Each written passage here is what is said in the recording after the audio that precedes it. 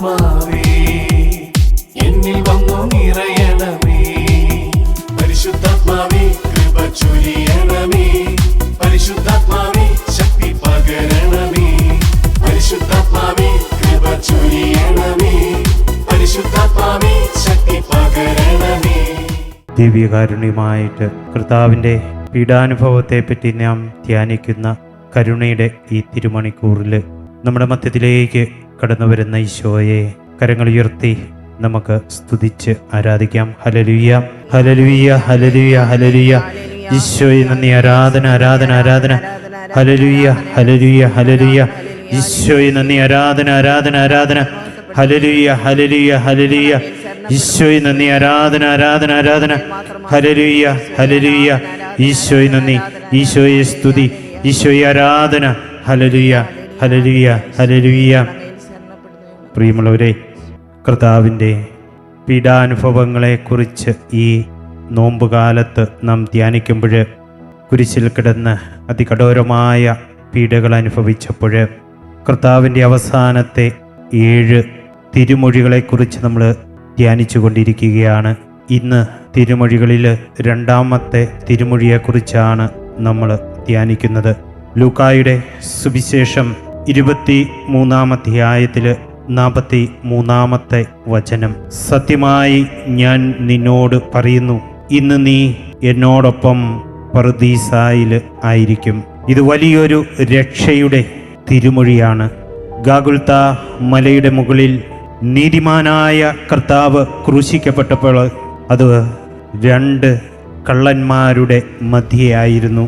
മരണഭീകരതയുടെ മുന്നിലും അതികഠോരമായ വേദനകൾ സഹിച്ച് മുന്നോട്ട് പോകുമ്പോൾ കുരിശിൽ കിടന്നവരുടെ സംഭാഷണ മധ്യത്തിലാണ് കർത്താവ് ഈ തിരുമൊഴി ഉരുവിട്ടത്.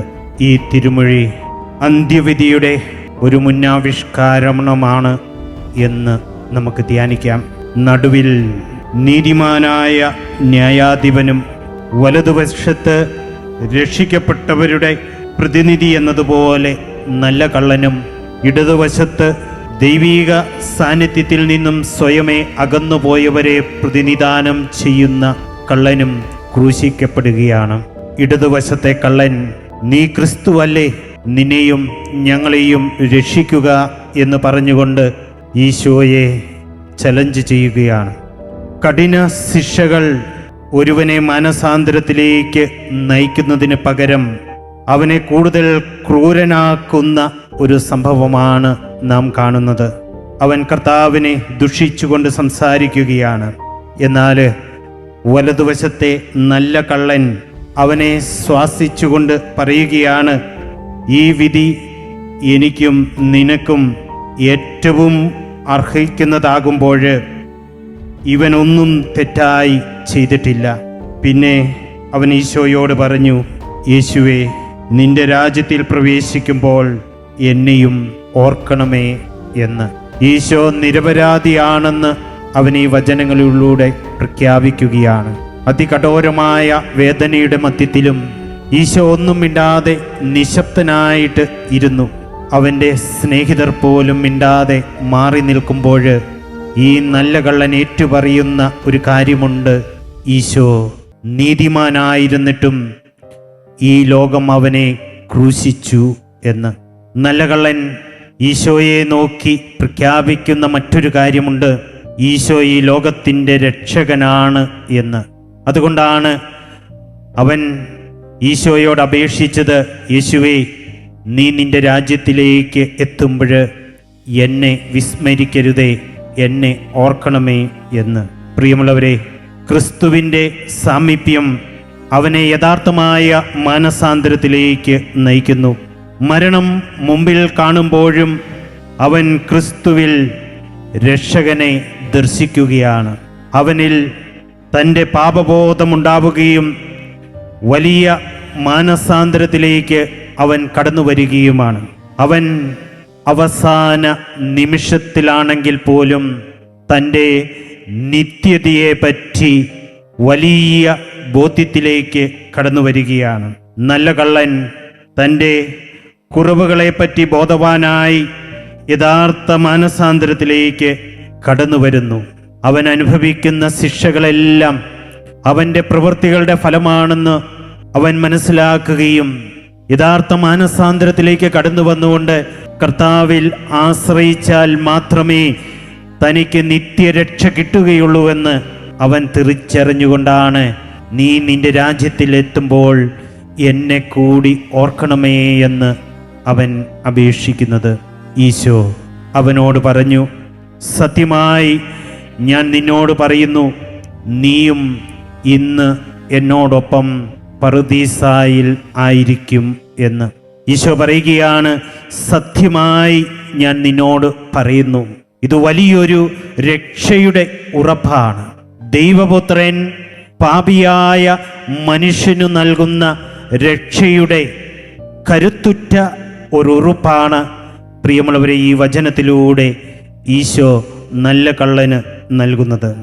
രക്ഷ കിട്ടുന്നത് തീർച്ചയായിട്ടും കർത്താവിൻ്റെ കരുണയുടെ മുഖത്തു നിന്ന് തന്നെയാണ്.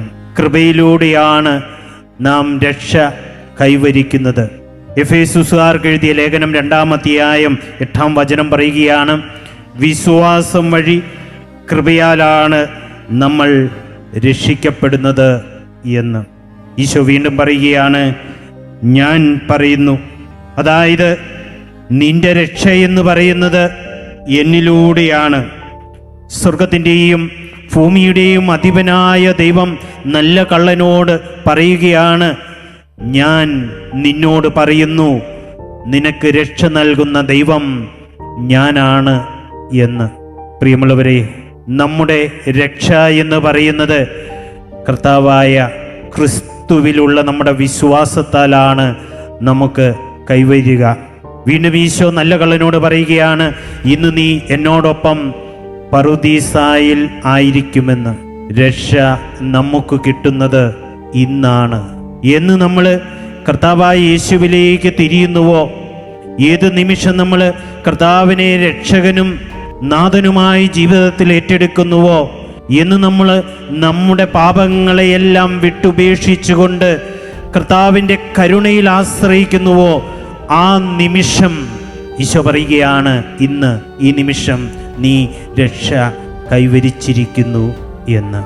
പ്രിയമുള്ളവരെ, കർത്താവിനോടുകൂടെ ആദ്യം പറുദീസായിലെത്തിയത് ഈ നല്ല കള്ളനാണ്. ആത്മാർത്ഥമായ ഒരു അനുതാപം അവനെ നിത്യജീവനിലേക്ക് നയിക്കുകയാണ്. പ്രിയമുള്ളവരെ, നമ്മുടെ ആത്മാർത്ഥമായ അനുതാപമാണ് നമ്മെ യേശുവിലേക്ക് നയിക്കുക. നമ്മുടെ ആത്മാർത്ഥമായ അനുതാപമാണ് ഈ നോമ്പ് കാലത്ത് ഈശോ അഭിലഷിക്കുന്നത്. നമ്മളെ ആത്മാർത്ഥമായ അനുതാപവും മനസാന്തരവുമൊക്കെയാണ് തീർച്ചയായിട്ടും ഈശോ നൽകുന്ന ഈ വലിയ രക്ഷയിലേക്ക് സ്വർഗരാജ്യത്തിൻ്റെ കവാടങ്ങൾ നമുക്ക് വേണ്ടി തുറന്നു കിട്ടുവാനായിട്ട് ഈശോ നമ്മുടെ മുമ്പിൽ വയ്ക്കുന്നത് തീർച്ചയായിട്ടും ഈ നോമ്പ് കാലത്ത് യഥാർത്ഥമായ ആത്മാർത്ഥമായ അനുതാപമാണ്. പ്രിയമുള്ളവരെ, നല്ല കള്ളൻ്റെ ജീവിതത്തിൽ ഈശോ ഒരിക്കലും അവൻ്റെ ഭൂതകാലത്തെ ചികഞ്ഞു പെറുക്കി നോക്കുന്നില്ല. ഒരുപക്ഷെ അവൻ്റെ ജീവിതത്തിൽ ഇതിനു മുമ്പ് അവൻ ദൈവത്തെ അറിഞ്ഞിരുന്നില്ല. മതപരമായ കാര്യങ്ങളിലൊന്നും ഒരിക്കലും അവൻ ഇടപെട്ടിട്ടുണ്ടാവില്ല. എന്നാൽ അവൻ ശിക്ഷകളേറ്റ് കുരിശിൽ മരിക്കുമ്പോൾ തന്നോടൊപ്പമുള്ളത് ലോകരക്ഷകനായ ക്രിസ്തുവാണെന്ന് അവൻ അറിഞ്ഞപ്പോൾ അവൻ യഥാർത്ഥമായ മാനസാന്തരത്തിലേക്ക് കടന്നു വന്നുകൊണ്ട് അവൻ പറയുന്നു, യേശുവേ, നീ നിന്റെ രാജ്യത്തിലേക്ക് എത്തുമ്പം എന്നെയും ഓർക്കണമേ എന്ന്. പ്രിയമുള്ളവരെ, യഥാർത്ഥത്തിൽ മരണത്തെ മുന്നിൽ കണ്ടപ്പോൾ ഈ നല്ല കള്ളൻ കൂടെയുള്ളത് ദൈവമാണെന്നറിഞ്ഞു, കൂടെയുള്ളവൻ രക്ഷകനാണെന്നറിഞ്ഞു. ഈ രക്ഷകൻ തന്നെ രക്ഷിക്കുവാൻ ശക്തിയുള്ള കർത്താവാണെന്ന് അവൻ തിരിച്ചറിയുകയാണ്. ഈ നോമ്പ് കാലത്തിലേക്ക് കടന്നു വരുമ്പോൾ കുരിശിൽ കടന്ന് കർത്താവ് അരുളി ചെയ്ത 2-ാം തിരുമൊഴിയെപ്പറ്റി ധ്യാനിക്കുമ്പോൾ നമുക്കും ജീവിതത്തിൽ യഥാർത്ഥമായ മനസാന്തരത്തിലേക്ക് കടന്നു വരാം. ആത്മാർത്ഥമായ സ്വർഗത്തിൽ നിന്ന് കൈവരുന്ന രക്ഷയുടെ സ്വർഗവാതിൽ ഈ നോമ്പ് കാലത്ത് നല്ല കള്ളന് തുറന്നു കൊടുത്തതുപോലെ നമുക്ക് ഓരോരുത്തർക്കുമായിട്ട് ദൈവം തുറന്നു തരികയാണ്. നാം എന്തായിരുന്നു എന്നതിലല്ല, ഇന്ന് കർത്താവിനെ രക്ഷകനും നാഥനുമായിട്ട് നമ്മുടെ ജീവിതത്തിൽ നാം ഏറ്റെടുക്കുമ്പോൾ ഇനി മുതൽ നമ്മുടെ ജീവിതം എപ്രകാരമായിരിക്കണമെന്നതിലാണ് ഈശോ നമുക്ക് രക്ഷ കൈവരിക്കുവാനായിട്ട് സ്വർഗ കവാടങ്ങൾ തുറന്നു തരുന്നത്. ഈ നോമ്പ് കാലത്ത് ഈശോ പറയുകയാണ്, മകനെ മകളെ മാനസാന്തരപ്പെടുവിൻ, സ്വർഗരാജ്യം സമീപിച്ചിരിക്കുന്നു എന്ന്.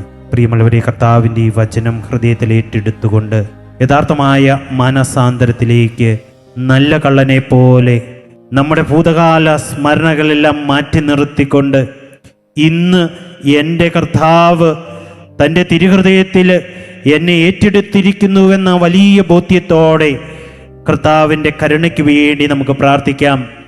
കർത്താവിൻ്റെ കരുണയിൽ നമ്മയും നാം ആയിരിക്കുന്ന അവസ്ഥയും എല്ലാം സമർപ്പിച്ചുകൊണ്ട് കർത്താവേ കരുണയായിരിക്കണമേ നമുക്ക് പ്രാർത്ഥിക്കാം. കർത്താവേ രക്ഷയുടെ നിത്യ കവാടങ്ങൾ എനിക്ക് വേണ്ടി തുറന്നു തരണമേ എന്ന് നമുക്ക് പ്രാർത്ഥിക്കാം. ഈ നിമിഷം നമ്മുടെ ഓരോ നിയോഗങ്ങളെയും കർത്താവിന് സമർപ്പിച്ച് പ്രാർത്ഥിക്കാം. ഓൺലൈനിലായിരുന്നു കൊണ്ട് ഈ ശുശ്രൂഷയിൽ സംബന്ധിക്കുന്ന ഓരോ വ്യക്തികളെയും പ്രത്യേകമായിട്ട് നമുക്ക് കർത്താവിനെ സമർപ്പിച്ച് പ്രാർത്ഥിക്കാം. രോഗികൾ സൗഖ്യപ്പെടട്ടെ. കർത്താവിന് മുമ്പിൽ ഈ ആത്മീയ ശുശ്രൂഷയിൽ പങ്കെടുത്ത് തങ്ങളുടെ ജീവിതത്തിന് ആവശ്യമായ കാര്യങ്ങൾ നിയോഗങ്ങളായി സമർപ്പിക്കുന്ന വ്യക്തികളെ കർത്താവ് തൻ്റെ തിരുഹൃദയത്തോട് ചേർത്ത് വെച്ച് അവർക്ക് ആവശ്യമായ കാര്യങ്ങളെല്ലാം കരുണയോടെ കർത്താവ് അവരുടെ ആഗ്രഹങ്ങളും അഭിലാഷങ്ങളും സബലീകരിച്ചു കൊടുക്കട്ടെ നമുക്ക് പ്രാർത്ഥിക്കാം. കർത്താവിനോട് ചേർന്ന് നിന്നുകൊണ്ട്, കർത്താവിൻ്റെ കരുണയോട് ചേർന്ന് നിന്നുകൊണ്ട് നമുക്ക് ഈ സമാപന ആശീർവാദം സ്വീകരിക്കാം.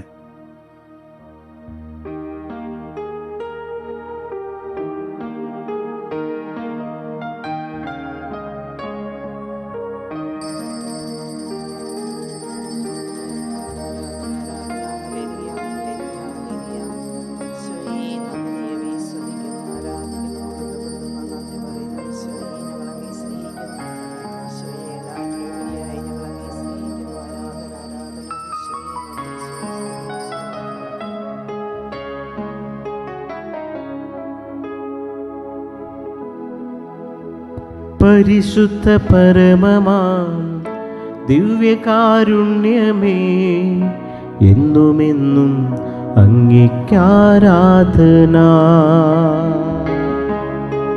പരിശുദ്ധ പരമമാം ദിവ്യകാരുണ്യമേ, എന്നുമെന്നും അങ്ങേക്കാരാധന.